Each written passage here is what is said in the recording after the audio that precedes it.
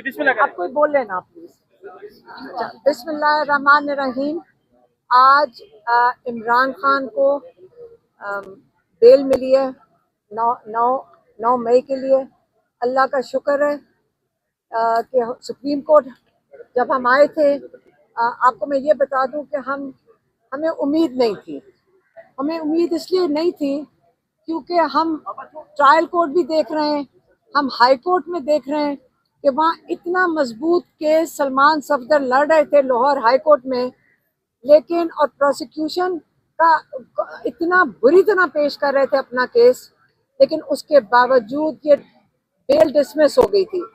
इसलिए हमें आप दिल से बताते हैं, हमें कोई उम्मीद नहीं थी कि हमें सुप्रीम कोर्ट से भी इंसाफ मिलेगा, लेकिन अल्लाह का शुक्र है कि यहाँ उनको आज बेल मिल गई है इमरान खान को। अब एक केस रह गया है।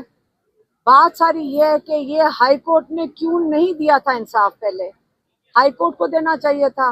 अव्वल तो ये ट्रायल चलना ही नहीं चाहिए 9 मई की कंस्पिरेसी का, क्योंकि जब ये हवा लगती है इसको हाई कोर्ट में और जब इसको सुना जाता है सुप्रीम कोर्ट में, तो तब जाकर मीडिया भी मौजूद होती है, वकला भी मौजूद होते हैं, सबको पता चलता है कि कितने अहमकाना केस हैं।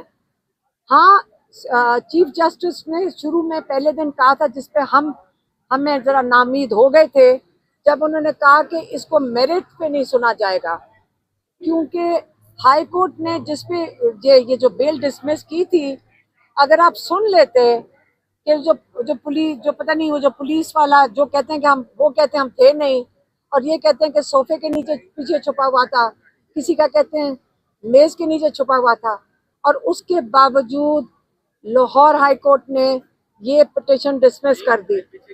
इसलिए मैं कहना चाहती हूँ कि अल्लाह का शुक्र है कि आज सुप्रीम कोर्ट ने इसमें बेल दे दी कंस्पिरेसी पे, लेकिन टेक्निकल ग्राउंड्स पे। मेरा ख्याल है कि सुप्रीम कोर्ट को इसके मेरिट्स भी सुनने चाहिए थे, ताकि जिन्होंने ये झूठ बोला है, जिन्होंने ये झूठी गवाहियां दी हैं, उनको इबरतनाक सज़ा, कि हमारी डिमांड होनी चाहिए कि उनको इबरतनाक सज़ा मिले, क्योंकि नाहक लोग कैद में इतना अरसा गुजार चुके हैं, 2 सालों से 2.5 सालों से जेलों में बैठे हैं। एक ये बात। दूसरी बात यह है कि अब रह गया एक इमरान खान और बुशरा बीबी का एक केस है, और वो है अलकादिर। आप सबको पता होगा कि हम कितनी दफ़ा आए हैं